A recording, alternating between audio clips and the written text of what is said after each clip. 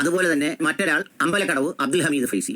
അമ്പലക്കടവ് ഹമീദ് ഫൈസിയുടെ വിഷമം ഇന്നും ഇന്നലെയൊന്നും തുടങ്ങിയതല്ല. പുള്ളി ഉന്നം വെച്ച സ്ഥാപനത്തിന്റെ ചുമതല അദ്ദേഹത്തിന്റെ അമ്മായിയപ്പൻ തന്നെ നൽകിയില്ല എന്നതാണ് അദ്ദേഹത്തെ ആത്മാർത്ഥമായി വിലയിരുത്തി തുടങ്ങിയ ആദ്യത്തെ സൂക്ഷ്മതയുള്ള പണ്ഡിതൻ.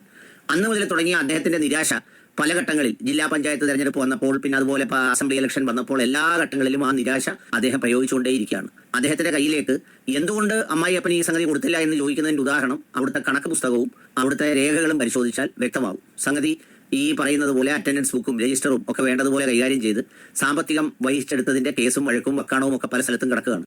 ആരുടെയെങ്കിലും കയ്യിൽ നിന്ന് അച്ചാരം വാങ്ങി ചിലരുടെ അവാർഡും പോക്കറ്റ് മണിയും ഒക്കെ സ്വീകരിച്ച് കാറ്റിനനുസരിച്ച് തൂറ്റുന്ന ഒരു വിദ്വാനാണ് ഈ അനിൽ മുഹമ്മദ് എന്ന്. അദ്ദേഹം മുസ്ലിമാണോ ഹിന്ദു ആണോ എന്ന് ആ പേര് കേട്ടാൽ തന്നെ ആളുകൾ സംശയിക്കുന്നത് പോലെ നിലപാടിലും ആരെങ്കിലും പൈസ കൊടുത്താൽ, അല്ലെങ്കിൽ ഒരു അവാർഡ് കൊടുത്താൽ, അല്ലെങ്കിൽ പോക്കറ്റ് മണി കൊടുത്താൽ അതിനനുസരിച്ച് നിലപാട് പറയുന്ന, എങ്ങോട്ടും എപ്പോഴും ചാടിക്കളിക്കാനും നിലപാട് പറയാനും ഒക്കെ തയ്യാറായി നിൽക്കുന്ന, ആരെങ്കിലും കൊടുക്കുന്ന നക്കാപ്പിച്ച കൈക്കലാക്കി അവർക്ക് വേണ്ടി ക്യാമറ തുറന്നു വെക്കുന്ന സ്റ്റുഡിയോ മുതലാളിയാണ് ഈ അനിൽ മുഹമ്മദ്. കാരണം ഹമീദ് ഫൈസിയെക്കുറിച്ച് ഇയാൾ പറഞ്ഞ ഈ കാര്യങ്ങളിൽ ഒരൊറ്റ ഒന്നുപോലും ആധികാരികമായി രേഖാമൂലം തെളിയിക്കാൻ ഇയാൾക്ക് എന്നല്ല, ഈ ഭൂമിയുടെ മുകളിൽ ആൺകുട്ടിയായി പിറന്ന ഒരൊറ്റ ഒന്നിനും സാധ്യമല്ല എന്നതാണ് ഇന്ന് വരെ കണ്ടിട്ടുള്ള യാഥാർത്ഥ്യം.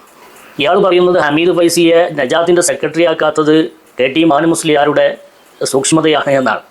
മഹാവിഡ്ഢിത്തമാണ് ഇയാൾ പറയുന്നത്. അന്ന് അവിടെ ജോലിക്കാരനാണ്, അധ്യാപകനാണ് അബ്ദുൽ ഹമീദ് ഫൈസി. മാത്രമല്ല, അബ്ദുൽ ഹമീദ് ഫൈസി എന്ന KT മാനു മുസ്ലിയാരുടെ സ്വന്തം മരുമകനെ അവിടുത്തെ സെക്രട്ടറി ആക്കാൻ എന്താണ് ഇത്, ഈ പൊതുസ്ഥാപനം കുടുംബ ട്രസ്റ്റാണ്?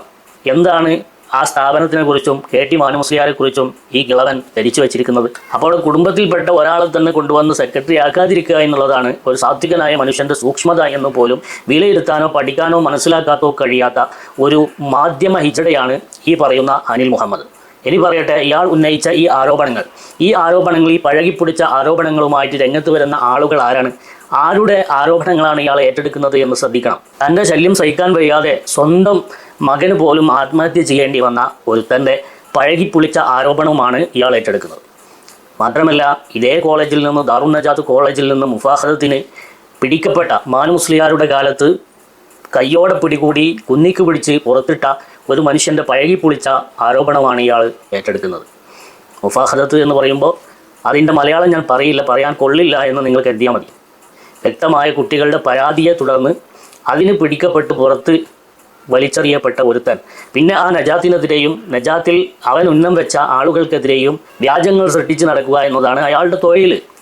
അപ്പോൾ അയാളുടെ ആരോപണവുമാണ് ഏറ്റുപിടിച്ചുകൊണ്ട് അനിൽ മുഹമ്മദ് വന്നിട്ടുള്ളത്. ഈ അനിൽ മുഹമ്മദിനോട് ചോദിക്കട്ടെ, അയാളെപ്പോലെ എന്തെങ്കിലും മാനസികമായ ഞരമ്പിൻ്റെ വൈകല്യം നിങ്ങൾക്കുമുണ്ടോ എന്ന് ഞങ്ങൾ ന്യായമായും സംശയിക്കുകയാണ്. അപ്പോൾ അസുഖം എന്തു തന്നെ ആയാലും അനിൽ മുഹമ്മദിനോട് പറയാനുള്ളത്, താങ്കളെ പറഞ്ഞ ഇടപാടിലെ കൃത്രിമത്വം, അതുപോലെ തന്നെ കണക്ക് പുസ്തകത്തിലെ തെറ്റുകൾ ആധികാരികമായി തെളിയിക്കാൻ ഹമീദ് ഫൈസിയുടെ കുടുംബമോ നജാത്തിൻ്റെയോ അല്ലെങ്കിൽ മറ്റേത് സ്ഥാപനത്തിൻ്റെയോ അർഹതപ്പെടാത്ത ഒരു നയാ പൈസ അപഹരിച്ചിട്ടുണ്ട് എന്നത് നിങ്ങൾ തെളിയിച്ചാൽ, നിങ്ങൾ എന്ന് മാത്രമല്ല ഈ ഭൂമിക്ക് മുകളിൽ ആണായി പിറന്ന ആണിന് വേണ്ട വസ്തുക്കളൊക്കെ ഉള്ള ഒരാൾ തെളിയിച്ചാൽ ഈ പണി ഞങ്ങൾ അവസാനിപ്പിക്കുന്നതാണ്. കാരണം അത്രത്തോളം ആ വിഷയത്തിൽ ഉറപ്പുള്ള ആളുകളാണ് ഞങ്ങൾ ഹമീദ് ഫൈസി ഉസ്താദിൻ്റെ അണികൾ എന്ന് പറയുന്നത്. കാരണം അദ്ദേഹത്തിൻ്റെ വിശുദ്ധിയും അദ്ദേഹത്തിൻ്റെ ജീവിത നിഷ്ഠയും അദ്ദേഹത്തിൻ്റെ കാര്യങ്ങളിലെ കൃത്യതയും ഞങ്ങൾ നേരിട്ട് അനുഭവിച്ചവരാണ്. അതുകൊണ്ട് ആരെങ്കിലും തരുന്ന നക്കാപ്പിച്ച, ആരെങ്കിലും വെച്ച് നീട്ടുന്ന നക്കാപ്പിച്ച വാങ്ങി അരി വാങ്ങാൻ വേണ്ടി ശ്രമിക്കുന്ന അനിൽ മുഹമ്മദ് കുറച്ചെങ്കിലും മാധ്യമ നീതി പുലർത്തണമെന്ന് ഓർമ്മപ്പെടുത്തുകയാണ്. അസ്സലാമു അലൈക്കും വറഹ്മത്തുള്ളാഹി.